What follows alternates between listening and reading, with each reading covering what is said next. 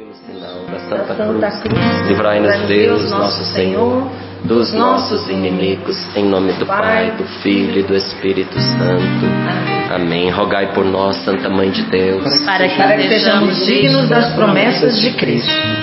Primeira Carta de São João, capítulo 2, versículos do 1 ao 17. Assim nos diz a palavra de Deus. Meus filhinhos, eu escrevo isso para que não pequeis.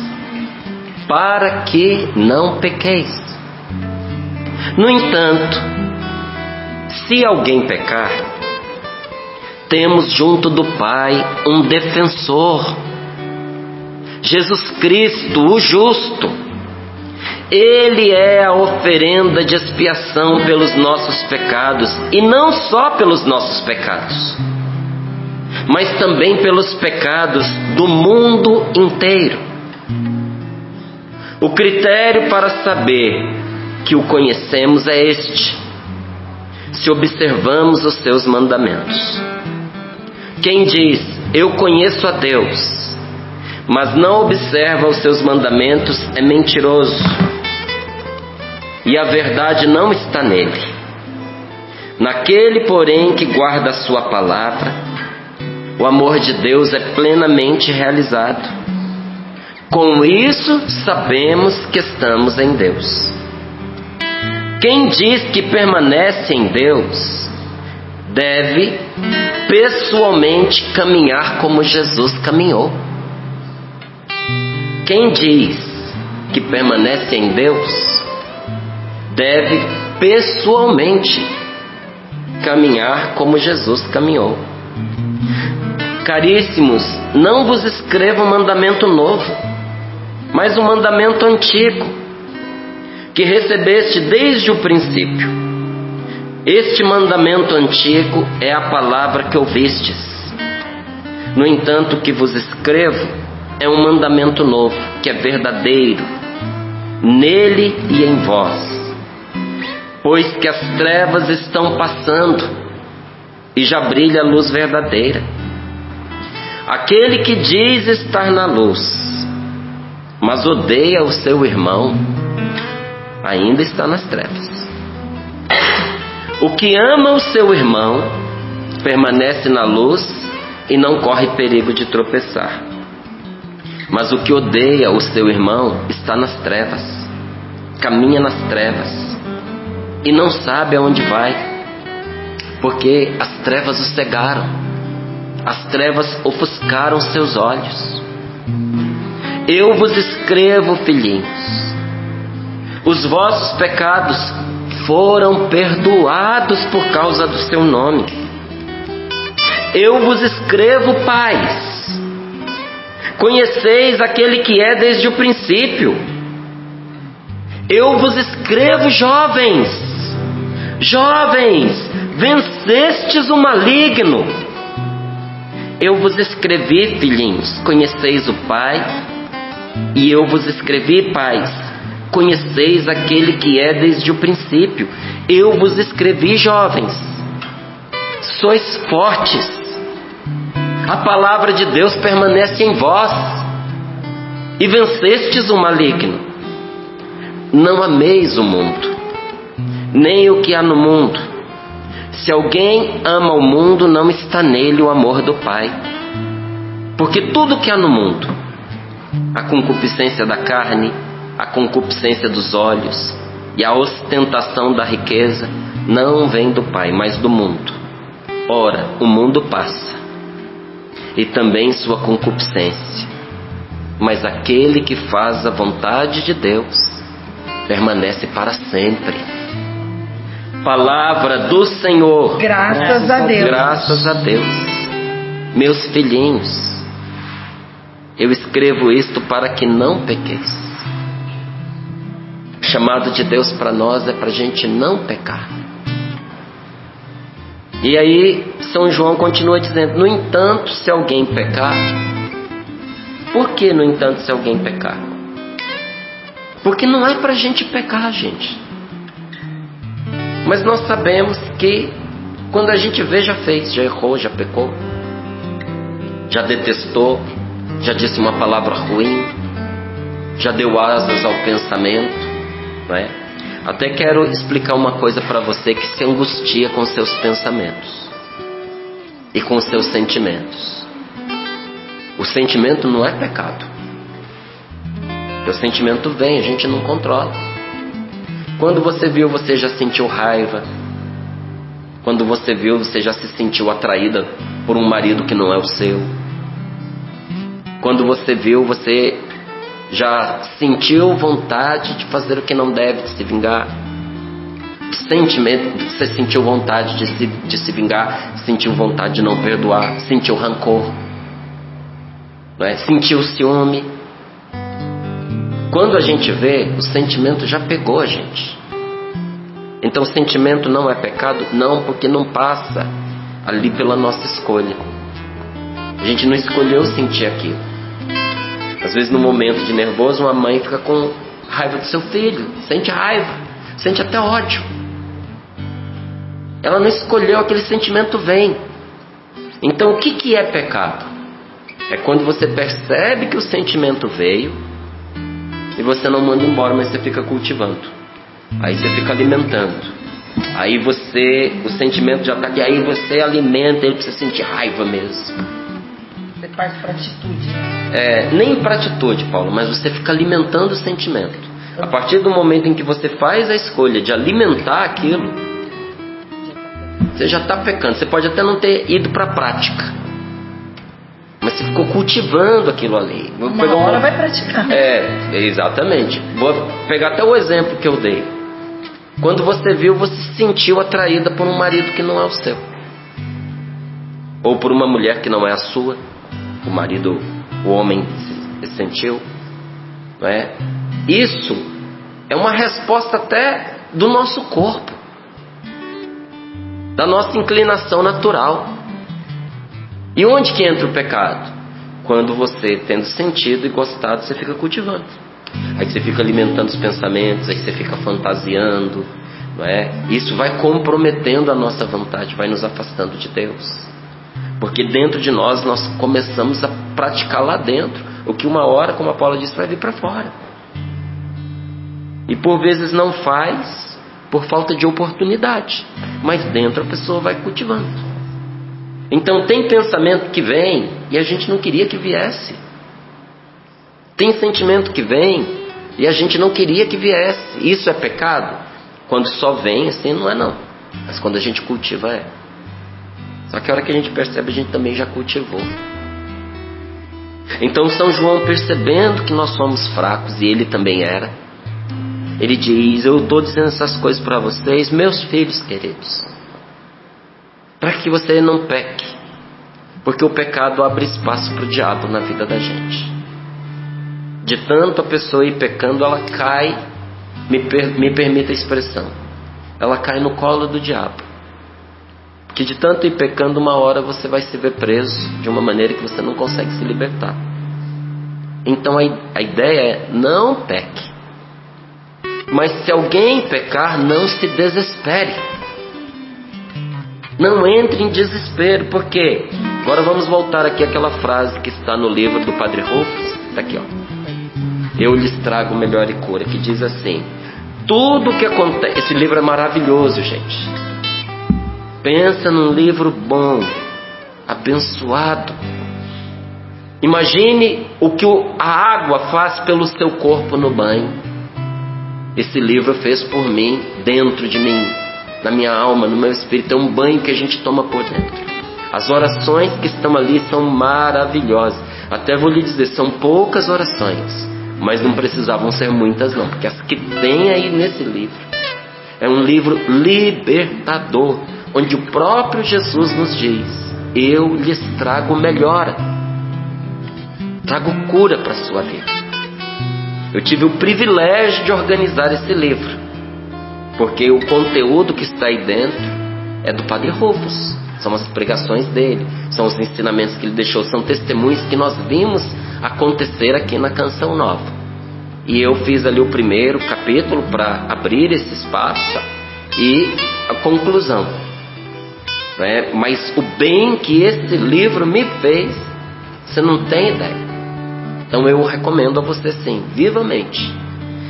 E uma frase que está nele, que não foi eu quem trouxe para cá o programa, foi a nossa produção que pegou, diz assim: tudo o que acontece conosco, tudo, pode se tornar um instrumento para Deus nos levar aonde precisamos chegar. Então, me permita fazer uma pausa aqui. Coisas positivas que nos acontecem e coisas negativas. Porque quando diz tudo, é tudo. Então, um concurso no qual você passa, um emprego no qual você é contratado, um presente que você ganha, um presente que você dá, tudo o que acontece conosco pode se tornar um instrumento para Deus nos levar onde nós precisamos chegar. O nascimento de um filho, um casamento, quando você muda de uma cidade para outra, mesmo se sentindo a pessoa mais perdida deste mundo, um momento de solidão que você enfrenta, não é? Agora falando das coisas negativas, até um nervoso que você passa, até uma traição que você sofre, e até um pecado que você comete, pode se tornar um instrumento para Deus nos levar aonde precisamos chegar. Quantas pessoas, depois de ter cometido um pecado, é que baixaram o queixo? Cabeça dura, sabe?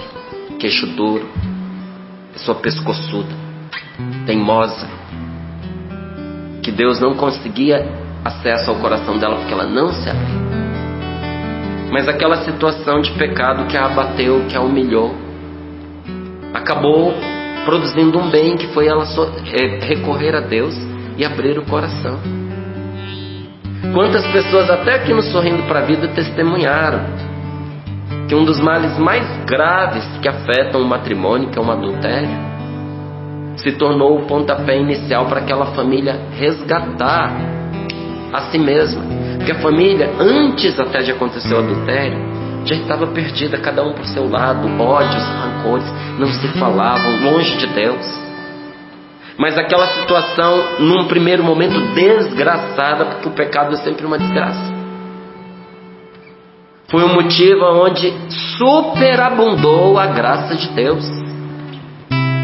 E porque se achegaram a Deus naquele momento de dor, humilhação, angústia, sofrimento, desconfiança e até quase um desespero, o Senhor não só curou a marca daquele pecado, a ferida causada por aquele pecado, mas transformou aquela família, curou aquela família. Passaram a se amar, passaram a se respeitar, passaram a conversar, a entender um ao outro. Os filhos foram beneficiados. Então eu lhe digo, não é tanto o que nos acontece, mas como nós usamos aquilo que nos acontece, que vai determinar se a gente vai para cima ou se a gente vai para baixo. Por isso diz aqui, tudo o que acontece conosco pode se tornar um instrumento para Deus nos levar aonde precisamos chegar, desde que saibamos usar esses acontecimentos. Isso que aconteceu com você, que está acontecendo com você e que está angustiando você, não seja para você pecar, mas seja um instrumento nas suas mãos para levar você para junto de Deus, para fazer com que você chegue aonde Deus quer levar você. E o Senhor quer levar você para cima. Ele quer te reerguer. Ele quer dar a você a vitória que você necessita. Não é? O Senhor levanta a nossa força, gente. O Senhor é aquele que vem trazendo no alto a nossa vitória. Deus quer nos fazer vencer, mas não aos moldes deste mundo. Porque você viu nessa palavra que nós lemos lá no finalzinho, o que é agradável a esse mundo, em grande parte não é agradável a Deus.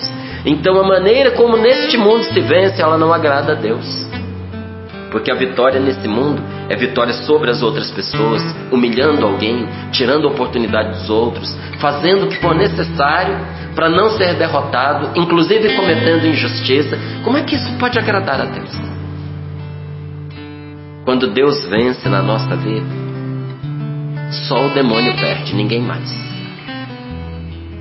Quando Deus vence na nossa vida, ou quando Deus nos faz vencer, Ele não nos faz vencer para a destruição e a perdição dos outros.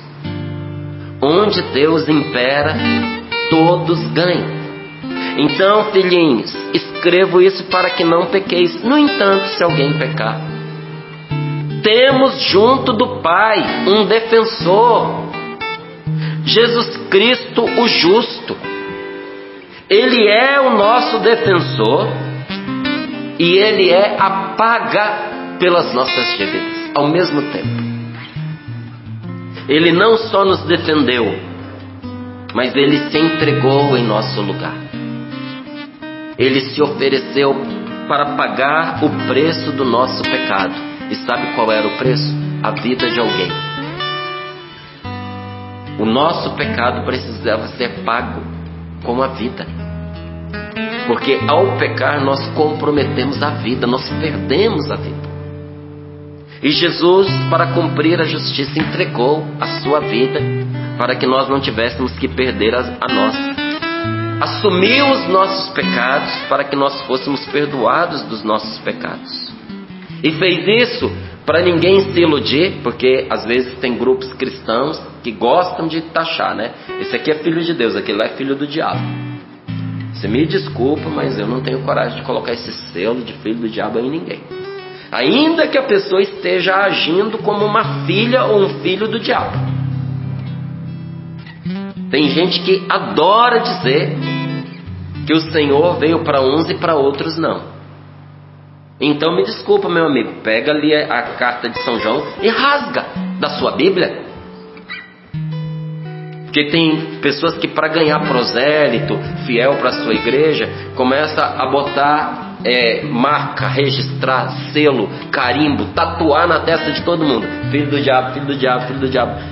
Como é que você tem coragem de chamar de filho do diabo aquele que Deus criou com todo amor, colocou nele a sua imagem e semelhança e enviou o seu filho para derramar o seu sangue para salvar esta pessoa?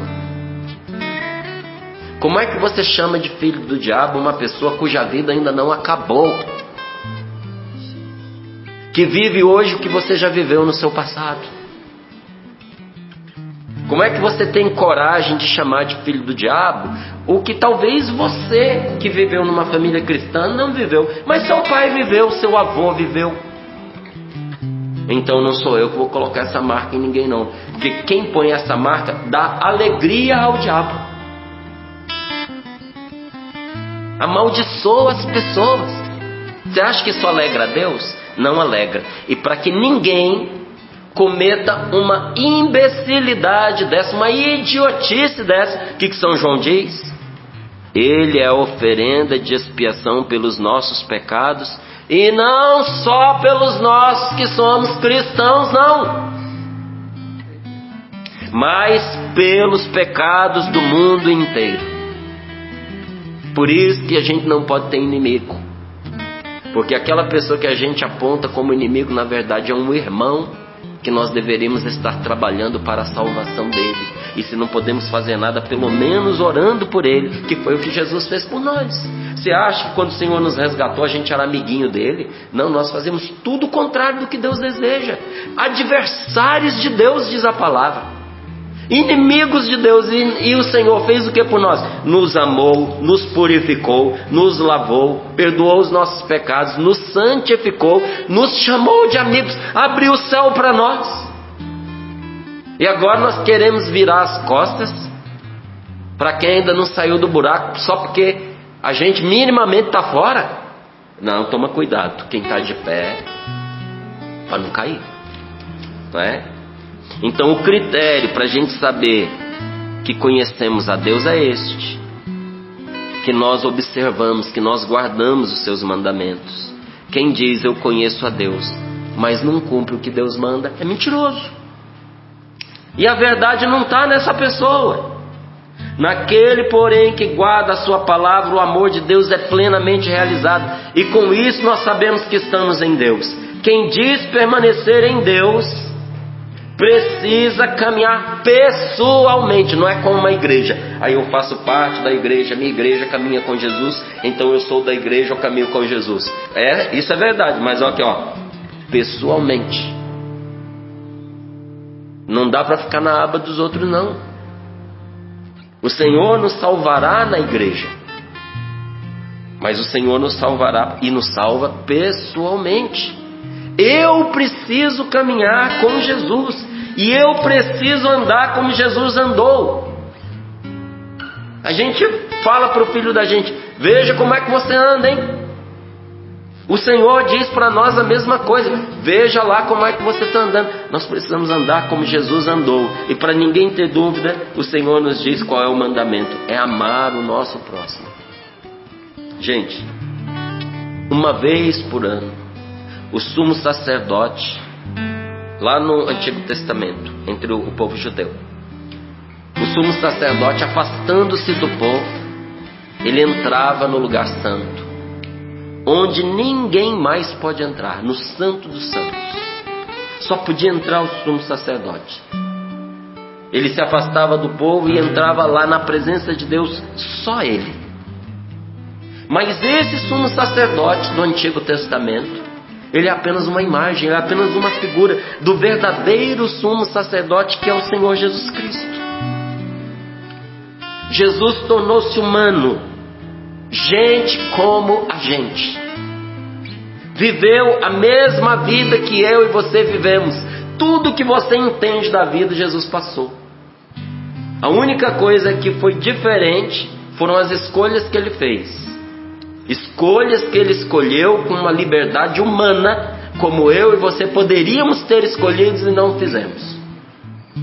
Qual foi a escolha do Senhor que tornou ele diferente? Ele escolheu não pecar. Jesus não pecou. Essa é a única diferença entre a nossa vida humana e a vida humana de Jesus. O resto tudo igual a nós. Sentiu dor, sentiu fome, sentiu sede, se viu nu, foi humilhado.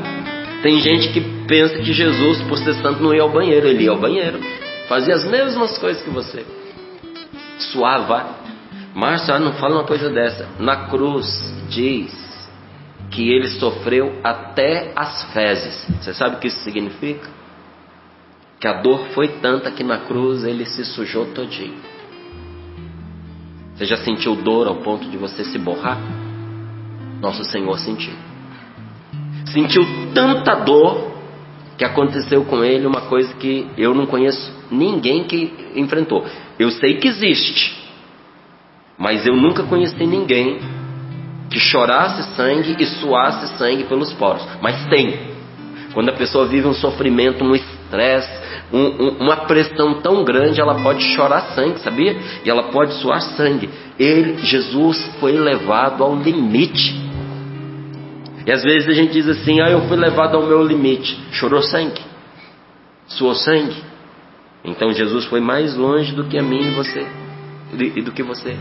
Viveu a nossa vida e trouxe para nós o tempo da graça, trouxe para nós o ano da salvação, que não é um ano. Ano aqui quer dizer um tempo de salvação, como disse Isaías e como reafirmou São Lucas. O tempo da graça chegou para nós.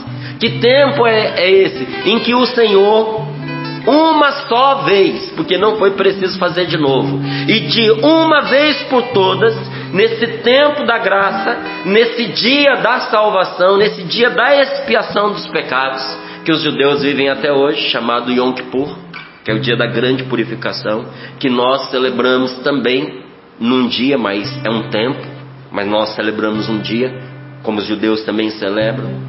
Qual é o nosso Yom Kippur para nós que somos cristãos? É a Sexta-feira Santa.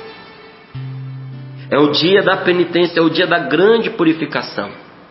E naquele dia da graça, nosso Senhor Jesus Cristo entrou no santuário, ou seja, Ele penetrou no céu. Sendo humano, entrou no céu. Um ser humano entrou no céu.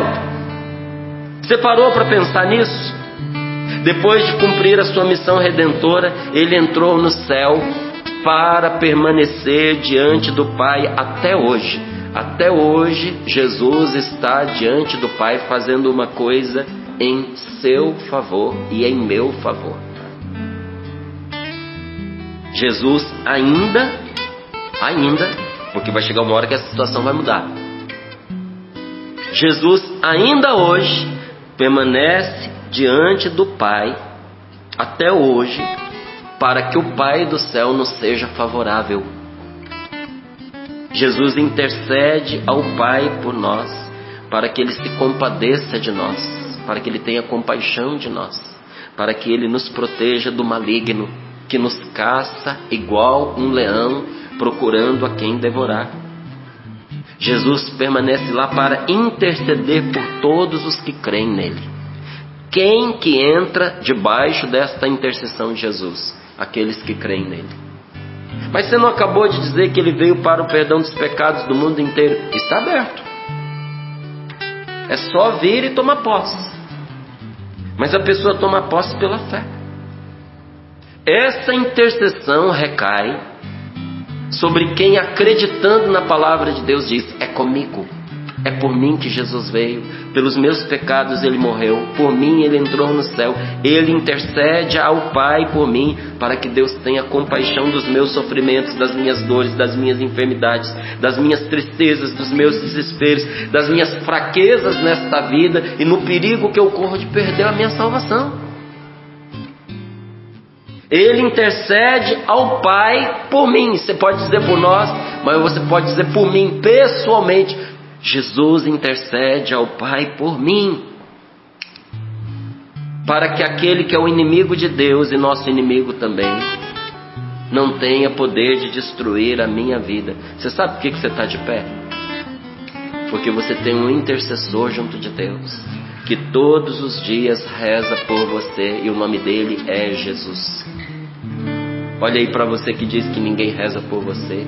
Você só tem um intercessorzinho, pequenininho, quase não pode nada. Chama Jesus. Que o Pai atende tudo o que Ele pede. Tudo que Jesus pede por você, o Pai do céu faz. E é sabendo disso que São João diz: meus filhinhos, eu escrevo isso para que não pequeis. No entanto, se alguém pecar, não se desespere, porque nós temos um defensor. Gente, seu advogado é invencível. Seu advogado é inderrotável. Não pode ser derrotado. Seu advogado é perfeito. Esse defensor está com D maiúsculo, porque ele é o defensor. E ele não deve nada, por isso a defesa dele é perfeita. Jesus Cristo, o justo. E ele é a vítima de expiação pelos nossos pecados. Ele nos defende e se entrega em nosso lugar. Você já imaginou um advogado que fosse lá para defender você, e diante da possibilidade de você ser condenado, ele ainda assina um termo dizendo: se for para condená-lo, me condene no lugar dele, ele vai livre e eu vou preso. Se a pena for de morte, matem a mim, mas deixem ele livre. Onde é que você encontra um advogado assim? Só Deus. A palavra, por isso que a palavra paráclito, quando é traduzida por advogado, ela é insuficiente. Advogado não responde à palavra paráclito do grego. Por isso que a Bíblia às vezes ela traduz de maneiras diferentes. Às vezes ora como advogado, ora como defensor, ora como consolador. Porque paráclito é muito mais do que advogado. É defensor, é consolador, é advogado também, é protetor, é aquele que pega você, é aquele que, se você for liberado da pena, ele leva você para casa. Se você estiver em julgamento ainda, ele te leva com ele para ele cuidar de você, para ninguém te castigar sem você merecer. Esse é o paráclito.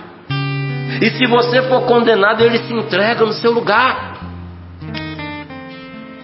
A gente não tem ideia do quanto Deus nos ama e o que Ele fez para que nós fôssemos salvos por Ele. Então, do mesmo modo, São Paulo afirma: Deus destinou Jesus a ser, pelo seu próprio sangue, instrumento de expiação mediante, de novo, presta atenção, mediante a realidade da fé. O Senhor nos perdoa, o Senhor nos liberta, hoje, agora. Inclusive, se uma pessoa estiver oprimida pelo mal, de uma opressão grave, fortíssima, assombrada até, se pela fé ela se achegar a Jesus, isso cai por terra agora em nome de nosso Senhor Jesus Cristo. Mas é no momento em que a pessoa diz: eu tomo posse, eu entendi que é por mim, eu aceito a partir de agora ser salvo por nosso Senhor Jesus Cristo, vou viver como Ele me mandou, vou pôr de lado essa vida ruim que eu estava vivendo, e pela fé eu tomo para mim aquilo que o Senhor me deu, a minha salvação. Por isso, gente, o dia da expiação, o dia do perdão, o dia da conversão, o dia do pagamento, da saudação dessa dívida, continua para nós até o fim do mundo. Você entendeu que não é um dia? Estão escancaradas as portas da misericórdia, mas tem prazo. É até o fim do mundo. Porque um dia esse mundo vai acabar para você, e um dia você vai acabar para esse mundo. Você sabia que o fim do mundo ele acontece de duas maneiras? Uma quando o mundo acabar, a outra quando você acabar para esse mundo. O fim do mundo chega para você quando você chega ao fim no tempo que você vive nesse mundo. Eu acho que você entendeu bem. No dia que você morrer, o mundo acabou para você. Por isso que nós temos até a hora da nossa morte para a gente viver esse perdão, essa graça de Deus. Por isso que a igreja que é mãe nos diz nesse tempo de quaresma: você precisa abrir seu olho, minha filha, você precisa abrir seu olho, meu filho, porque a vida acaba e a gente não vê, e você pode ser pego de surpresa. Agora é a hora de você voltar para Deus, que te ama, que quer o seu bem, que preparou o céu para você. Olha, no Antigo Testamento, o rito de expiação oferecido a Deus em favor dos homens, ele era feito derramando sangue de animais. Até citei isso aqui no Sorrindo para a Vida. Hoje, nós nos afastamos de qualquer pacto de sangue. Onde falar assim: não, vai lá, vai cortar o pescoço de um animal, vai... Tô fora. Ah, vai lá que vai consagrar aquele animal, aquele sangue, vai fazer o sacrifício para afastar o mal, para invocar um espírito. Estou fora, mas fora assim, ó, a galopes de distância, voando para longe. Por quê? Não é a nossa fé. Não é. É renunciar ao sacrifício de Cristo para poder voltar a sacrifícios de animais que muitas vezes nem a Deus eram oferecidos, mas, como diz a própria palavra de Deus, a demônios. De jeito nenhum. Fuja desse negócio. Mas se eu fui, eu não sabia. Então, o que a gente faz por ignorância é erro, mas não é pecado. Agora você sabe. Mas quando a gente erra o caminho e pega uma estrada lamacenta e se emporcalha todinho, não é pecado, a gente não sabia. Mas a gente errou, vai ter que voltar no caminho e está todo emporcalhado, vai ter que tomar banho. Esses lugares aonde a gente foi no tempo da nossa ignorância, nós temos que pedir perdão a Deus para Ele nos purificar daquilo. Nunca mais fazer, gente. Porque você que se aproximou de Jesus Cristo, assim como eu que me aproximei de Jesus Cristo, nós precisamos entender que o verdadeiro sumo sacerdote, que com seu sangue alcançou para você o favor de Deus e reconciliou você com o Pai do céu, é Jesus Cristo nosso Senhor. Então não se prenda a essa prática de derramar sangue de animais. Não se prenda, né? Eu sei que para alguns isso pode parecer uma realidade distante, mas tem gente que sabe do que eu estou falando e sabe que isso é muito próximo. às vezes é feito no quintal da própria casa. A gente se pergunta por que a vida da gente não vai bem. Olha aí, presta atenção. Será que não está na hora de você que viveu a vida inteira acreditando em Deus, mas se dando a essas práticas, virar a página? Romper com isso? Tome sobre você o sangue de Cristo. Clame por Ele. Aceite o perdão que Jesus te deu. Te deu e te dá na cruz. Te deu e te dá na Eucaristia. Olha, a gente tem que entrar na missa com a atenção em alerta, sabe, gente? Porque todos os dias nos é anunciado na missa a salvação de Deus. Isto é o meu sangue, que é derramado por vós para a remissão dos vossos pecados. Todas as vezes que você vai na missa preparado para participar dela, devidamente preparado, e você comunga, você sabia que você recebe a remissão dos seus pecados? Às vezes a gente pensa que é só no sacramento da confissão que os nossos pecados são apagados. Não, na celebração da Santa Missa, quando você comunga o corpo e o sangue de Cristo, os seus pecados são apagados. Mas é preciso comungar dignamente, sem brincadeiras, sem fantasias, sem ir por curiosidade, deixa eu ver o que é essa hóstia, ou querendo conjugar vida de pecado com vida em Deus. Então eu comungo, mas eu continuo nas mesmas atrocidades de sempre. Não, isso adoece a alma da gente. Isso cria na gente um torpor espiritual que pode nos levar à perdição, porque vai nos tornando insensível à graça de Deus. Mas por que comungar em estado de pecado mortal, querendo continuar no pecado, pode nos levar à morte? Porque entorpece a gente de uma tal forma que depois a gente não consegue se arrepender. Então, se a pessoa quer viver a vida de erro, de pecado, então é melhor que ela se afaste da Eucaristia. Mas você que está lutando, todo dia lutando, não é porque você caiu ontem que você vai deixar de comungar hoje, não. Você está lutando, você não desistiu, você caiu, você pediu perdão ao Senhor.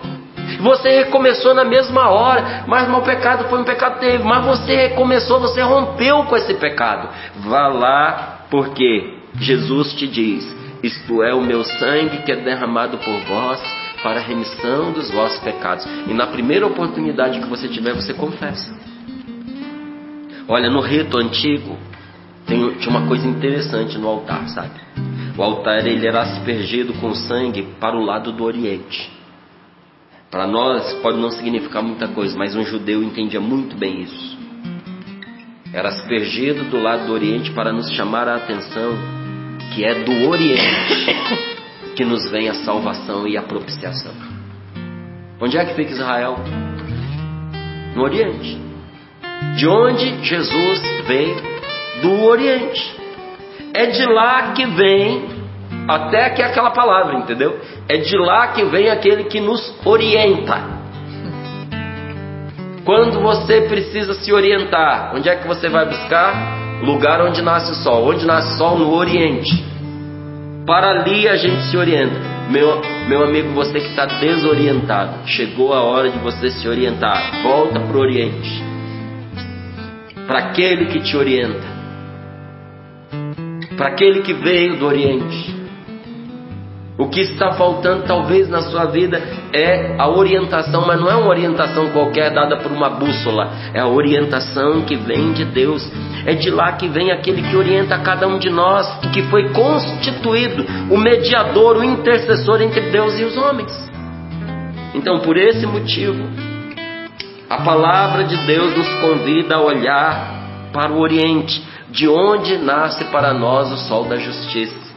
O sol de justiça que nos veio visitar lá do alto como luz resplandecente, a iluminar a quantos jazem entre as trevas e na sombra da morte estão sentados, e no caminho da paz guiar os nossos passos. É de lá que vem o sol da justiça, que traz a cura nos seus raios. Jesus tem o que você precisa para te dar perdão, misericórdia, recomeço de vida e curar você. Veio do Oriente a luz que se levanta sobre nós, para que nem eu, nem você, nunca mais andemos nas trevas. E sobretudo, gostaria que você prestasse muita atenção nessa partezinha. E sobretudo, para que não aconteça com nenhum de nós. E eu peço a Deus de todo o meu coração que nunca aconteça com você de chegar o seu último dia, de chegar a hora do seu último suspiro, ou seja, de você morrer, de eu morrer, da Paula morrer, de qualquer um de nós aqui morrermos e a gente ser pego de surpresa na escuridão do pecado e do demônio. Porque nós somos fracos, gente, nós somos muito fracos. Às vezes, depois de uma vida toda vivida boa até, a gente pode, por um momento de loucura e de fraqueza, largar de Deus. Ou achar que a gente já errou demais, que não tem salvação para nós, e enfiar assim os 2 pés na jaca, sabe? A gente pode fazer isso. Porque, de verdade, falta um punhado de juízo para todos nós, para nós do lado de cada televisão, para você aí do outro lado. Então eu peço a Deus que esse dia nunca chegue para você num momento de insanidade, num momento de loucura, para você ser pego de surpresa na hora das trevas, da escuridão, em pecado mortal, porque pecado mortal leva para o inferno, ou cair nas garras do demônio. E termino aqui dizendo para você que andava angustiado, ou até ouvindo essa palavra fica meio aflito, não é? Mas é uma palavra boa. Porque a palavra que coloca a gente no caminho certo é igual o ortopedista, o fisioterapeuta que visita a gente. Quando ele bate na porta, você até chora, né? Chegou o fisioterapeuta. Ai, meu Deus! A hora que ele começa a esquentar as mãos, você já começa a se proteger. Mas ele vem para colocar no lugar o que estava torto. E a hora que ele termina, depois que passa a dor, vem o alívio. Então eu quero dizer a você, não fique angustiado não. Ainda dá tempo. Eu quero dizer a você que hoje Jesus está diante de Deus, intercedendo por tudo que difícil você está vivendo na sua vida. Mas Ele está intercedendo principalmente para que você não perca a sua salvação, a sua alegria eterna, a vida que não acaba jamais. Então ainda dá tempo, pois hoje Jesus intercede por mim, intercede por você, para que as trevas e a escuridão da ignorância não nos pegue como um assaltante. A Paula lembrava no início do programa um testemunho daquela moça que ia ser estuprada, não é? Estava indo pelo parque, andando de bicicleta, um dia tranquilo, um momento bom. De repente um cara para um carro e a aborda e a arrasta para o meio do mato, dizendo: vou te estuprar e vou te matar. Fez com que ela tirasse toda a roupa, completamente nua, roupa íntima, tudo. Ele também tirou toda a roupa e dizia a ela: eu vou te estuprar e depois te matar. E ele ria, ele estava armado. E ela disse: nos olhos dele é a intenção da minha morte. Mas naquela hora também ela disse: em vez de ficar tomada de pavor, desesperada, meu coração se encheu de fé e confiança. E eu, fechando os meus olhos, comecei a rezar o que está nesta medalhinha: porque se uniu a mim, eu o livrarei e o protegerei, diz o Senhor. Porque se uniu a mim, eu o livrarei e o protegerei. E o estuprador ia falando e ela ia rezando: porque se uniu a mim, eu o livrarei e o protegerei. E chegou uma altura em que ela estava esperando ele cumprir ali o que ele disse. Ela percebeu que só escutava a voz dela. Então ela abriu os olhos e viu longe aquele homem correndo desesperado. Porque pela oração naquele dia, ela não só foi livre do estupro, mas o Senhor preservou a vida dela. Que não aconteça você ser pego igual ela foi pega de surpresa por um assaltante, por um estuprador. Pelo contrário, hoje Deus quer dar a você sabedoria, a luz do céu, a claridade da fé. Hoje o Senhor quer encher a sua vida de caridade, de amor e de paz. Quem quer esse amor de Deus na sua vida? Diga eu. Já estava levantando. Eu quero. Não é? Quem quer essa salvação e esse perdão? Diga, eu quero, meu Senhor. Eu quero, meu Senhor. Porque o céu está de portas abertas para você, amigo. Amém. Amém. Não vire as costas para quem quer salvar você. E isso não sou eu não, viu? É Jesus Cristo que te ama e nunca desistiu de você. As coisas que você está vivendo vão ser fichinha, vão ser fáceis de resolver quando você parar de desconfiar e colocar toda a sua confiança em nosso Senhor. Os problemas vão ficar lá, do mesmo jeito que eles estão, mas a força que você vai ter vai fazer com que eles sejam insignificantes. Não peça a Deus que tire o problema, peça a Ele que te dê a força que você não tem, e você verá e testemunhará. Amém.